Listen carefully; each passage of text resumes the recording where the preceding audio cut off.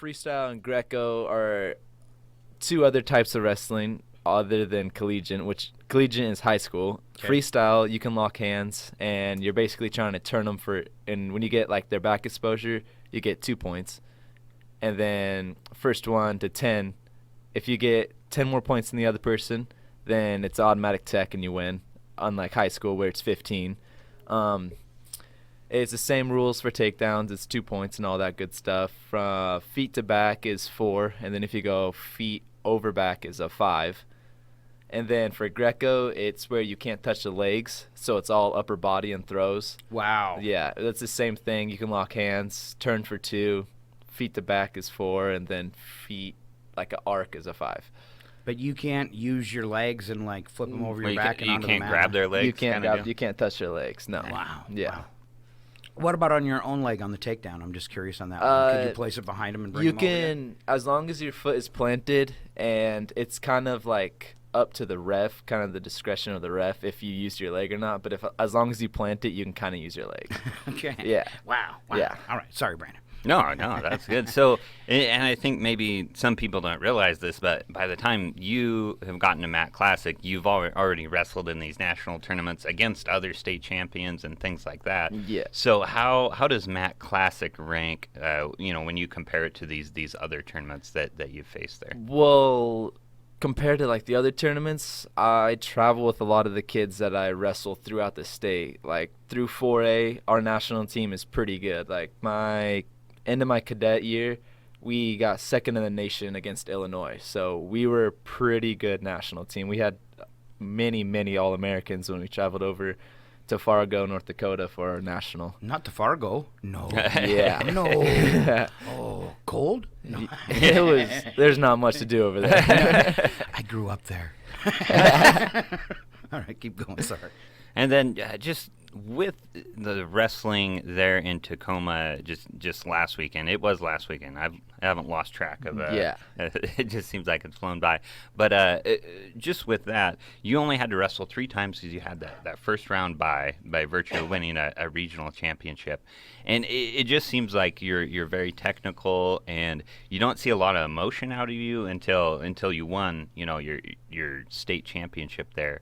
So, like, what are you trying to do going into matches? I think I read a spokesman article where you kind of said, I don't want to do anything flashy, or, I'm just trying to score points and get the job done. So that's exactly what I'm trying to do. I'm not trying to do anything like too crazy. I'm just sticking to the basics, trying to get every point that matters, and just move on each match until I can get the win in the finals. Right. Yeah. 'Cause it just seems like you're just going to work, basically, kind of deal. So He doesn't showboat at all?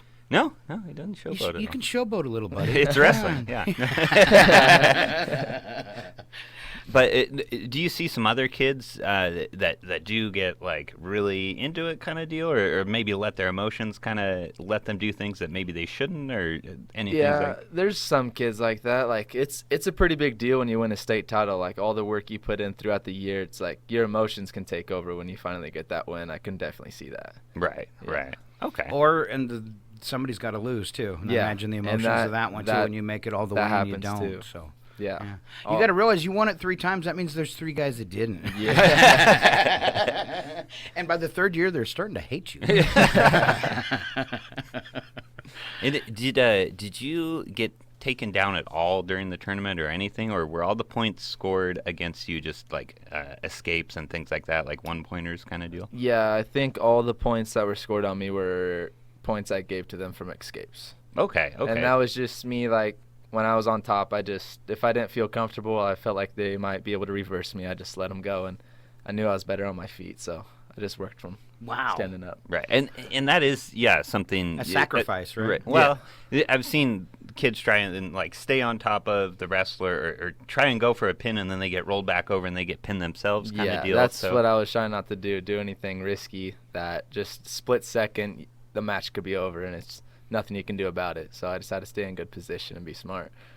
Right. And how tough is that? Because it's like, you're not going up against, bums or anything like that. So when a kid tries and, like, takes you down or, tries and shoots at you, how do you stay above them, and how do you prevent, getting some points scored against you? Well, I just focus on my defense, like your hands, your head, your hips. So just when they shoot in, I try and always think offense. So, like, when I'm never really on defense, I'm always on offense.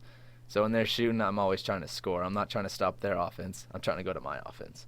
Okay. That's what I look at it. It's like jiu-jitsu or something. Yeah. I don't know. Just kind of ignore what they got planned and go in for the kill. Yeah, try and counter it. So one of the coolest things I've ever seen, and I bet you have a story like this too, probably even from this year. I want to hear like your coolest, the coolest takedown you did. Like I was watching a video of a boy here locally who was doing some MMA stuff, and he's over in the Tri-Cities, and the round starts, and the announcer, calls them out each, and he calls out the local boy, and the crowd goes absolutely nuts. The whole place is just roaring. And then he calls out the boy from Chihuahua, and nobody makes a sound. I think his one buddy's out there. Single solitary clap. Bell goes off. He says, fight. The guy's like all pumped and dancing and showing off for the crowd and runs up to this guy, takes him out. With one punch, the guy like runs across the ring right into his fist and hits the floor. Fight's over. Oh my goodness. And I mean, it was just watching it and all the hype and the excitement in the crowd going nuts, and then the anticipation of it all, and it's over in a split second. So I'm just curious, do you have like this ultra cool takedown that you thought that was just like the coolest synchronicity of the year? I like my double leg. That's always fun when you can when they're Explain just that one and how it works. Then. Double leg is basically like. It's what it sounds like. You grab both legs and just run them over and get a takedown. Yeah, there's nothing really special to it. All right. It's just all force and strength. Yeah, and, that's what I like about it. Just bulldoze them over. Shock and awe. Yeah, basically. And just the team in general, you guys placed third. You had two other guys in the state championship round kind of deal. So what was that like? We're kind of in a pretty good era of Chihuahua wrestling last year. You and Jake won state titles. So, yeah, what's it like? And, what makes this team so good and this group of kids so good at wrestling? I think what makes us so good is, our determination and, kind of our atmosphere up in our wrestling room. All of us are starting to get the same mindset that we want to get that title, we want to win. And Hogan is, since he came in this year, he's really got our mindsets, set straight, that we want to be on top of the podium at the end of the year. And what kind of coach is Hogan like? Hogan is a great coach. He gives all his time he has towards us. Anything we need, if we need extra help after practice, he'll be there. We're there 2 times a week in the mornings to do sprints before school even starts, and then we'll do another practice after school. It's just we're just keep grinding. He's a good guy. Right.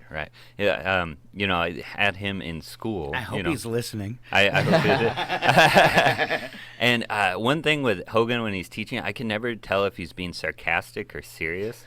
And that was always tough for him. It's like, is he serious or not really? I think his first year as a teacher was probably about, I'm going to guess, 82, because I graduated in 84. And he was kind of scary. As a kid, I remember that. He was scary. I remember him looking at me and going, "You're going to wrestle." And I was like, "I got asthma." Yeah. He says, "You're a little wiry. You're going to wrestle." Yeah. All right. Oh, so what weight class would you have wrestled in, Scott? Oh, gosh, I think I was 120 pounds. 120? 120. All right. Yeah. All right. Could you still wrestle at 120? No, I'd be at 160 today. Oh, okay. So, 160? yeah. Okay. Yeah. I don't know, after this cold that went around Chihuahua, the Chihuahua virus, the Chihuahua Ono virus that's been going on, there's something weird about this flu. It makes you really hungry. I've never had a cold, and I've talked to a couple other people. There's I ate everything in the house. There are no groceries left after being sick. And I think I put on another 15 pounds, so I could be ready for Kaden. Okay. Perfect. Yeah. Perfect. And I will not try to talk him out of wrestling or trade wins. Come on. Of course, I've never really wrestled, so it'll be easy. Can you do that leg thing on me? I want to hurt you. I want to see it. Okay. Goodness. All right. And you got one more year and that accomplishment is a big one if you're able to pull it off. So how do you approach that with a mindset? You kind of have to take it just one match at a time. I know that's a cliche, but yeah, that's how do you approach this each year? Because the thing is, you know, it's the lot kids, of pressure. Right. I was thinking you were probably senior this year, but so you're going to go into your senior year and you could be state champ 4 years in a row. That's a lot of pressure, buddy. I'm sorry. Yeah. Wow. So, yeah, how do you approach it? I know a lot of the wrestlers kind of know each other or know kind of where they're sitting in the ranking. I mean, shoot, the WIA posted the rankings in the actual, like, brackets this year, which I thought was hilarious. Yeah. So, like, when you have kind of a number one next to your name or something like that, does that change the way some kids wrestle against you? And how do you – I talked to you in the past, and it sounds like you just focus on what you can do technically, but how do you kind of block that stuff out? I basically what you said, just block that stuff out and just focus one match at a time, because I know I'll have a target on my back and I know kids are going to be running for me, trying to take away my 4 time, but it's just I know that I've trained enough, I've had my coaches train me enough, I've put in enough time that one match at a time I can get it done. Right. Yeah.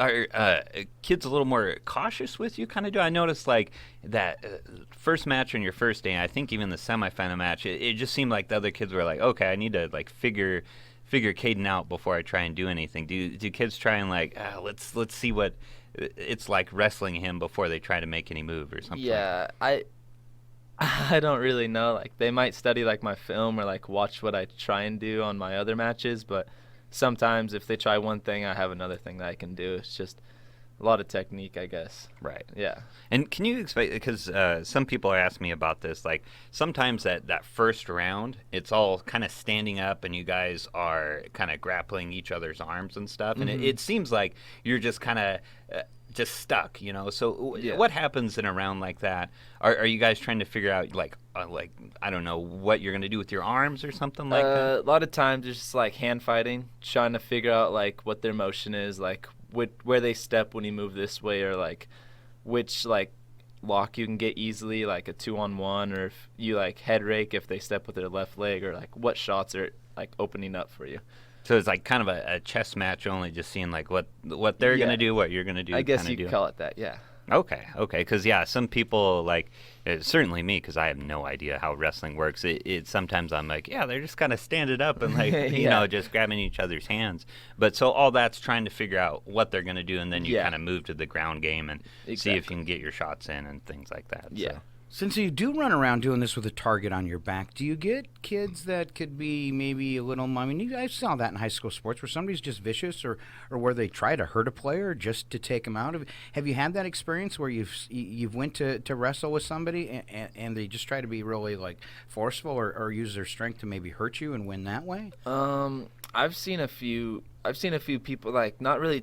I had like one match this year kind of like that, but Were they playing dirty? Yeah, a little bit. Like I had a hurt finger, and their coaches kind of saw that, so that's what they went after, was my hurt finger, trying to use that against me. But I see that a lot of other times, like in different matches, I see kids just using force, trying to like physically hurt the kid instead of like wrestle the way you're supposed to. Instead of like having a sportsman-like competition, right? Yeah. Okay. Well, I figured there's that kind of stuff out there. There is. And if being a number one, I'm sure carries a little extra target then.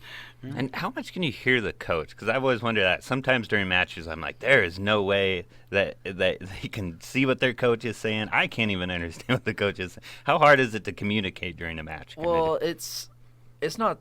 It's kind of hard to hear them, like when you're down the bottom, but I can kind of hear Hogan and Austin and my brother. Like in the finals, I could hear my brother really well. I don't know what it was. I couldn't hear anything else but like my brother yelling at me the whole time. And I could hear Hogan too. Like, and in between rounds when we had like the blood time, Hogan would like come talk to me and tell me like what I needed to do and all that.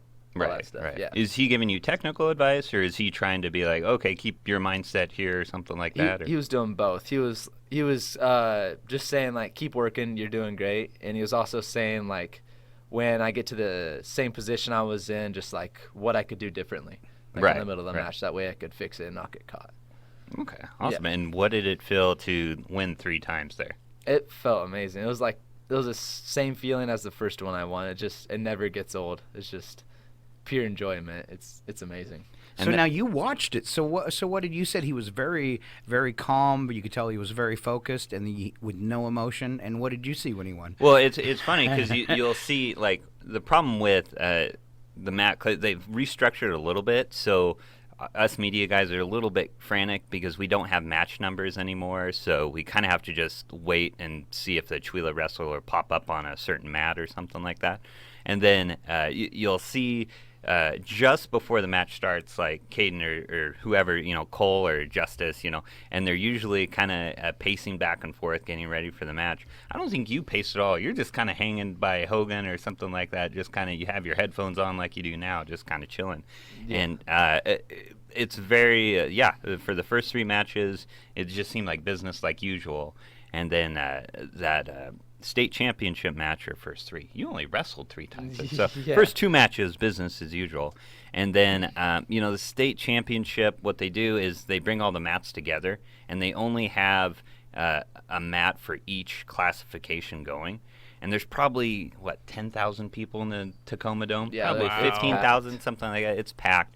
The crowd's going back and forth because you have all these big matches going on back and forth. It's just a very wild experience. And then, as soon as people can kind of tell, okay, this match, either Caden's going to win or, hey, this pin might happen or something, like the crowd just kind of upswells and everybody gets really loud and stuff like that. Starts floating around. Yeah, it starts floating around. And I think the Chula fans were up in the rafters somewhere. They have they like to sit up high or something like that. So I tried to position myself so I was in between the wrestler and the fans because they usually point or do something like that there, and you kind of jumped up. Now you ran over and you jumped in your brother's arms kind of deal, and that kind of caught me by surprise. All I saw was a blur, and I was like, oh, I better take a photo of this.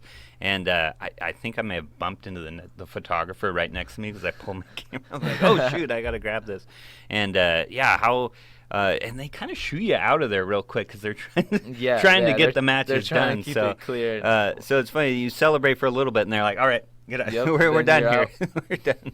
That just seems rude. Right. Well, they're trying to keep the number of people around the mat kind of down so people can see there. But I would recommend if you are interested in sports or something, like take in a mat classic one of these years because it really is a unique experience, and it's not unlike anything sports wise that you'll see there because it's a 2-day thing.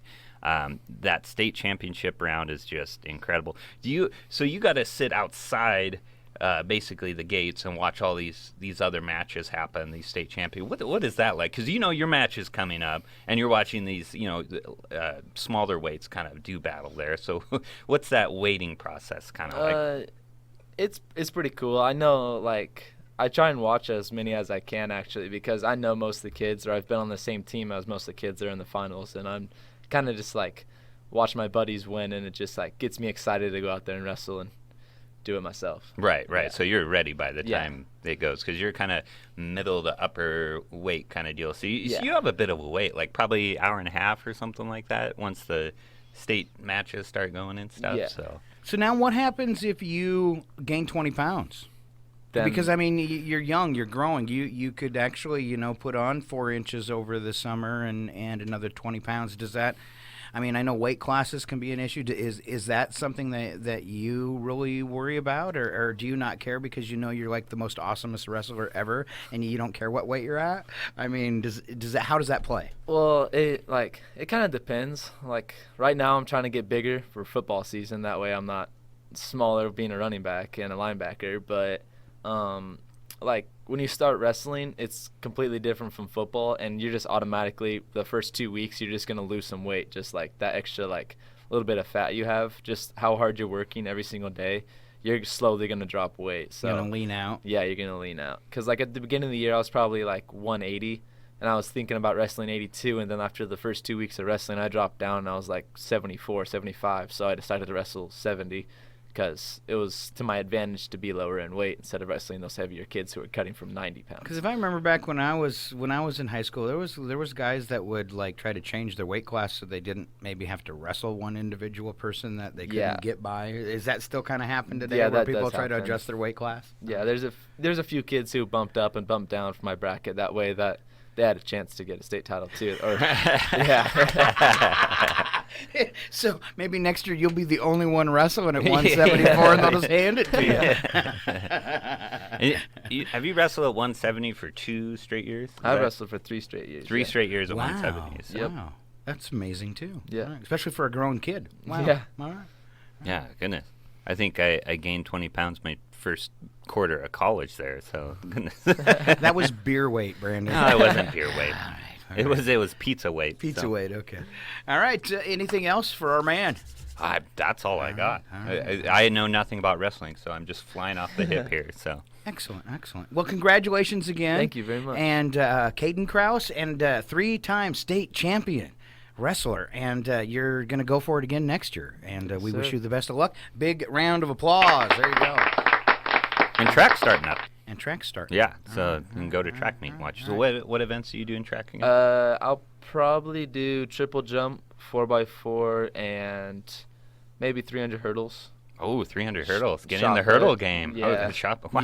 Do you have any state titles there? No, I made it to state last year in the 4x4 and the shot put, but I got 9th place, I think. So I was 1 away from medaling. But, I mean, when I wrestle throughout the season, I don't really, practice that much, I guess you could say.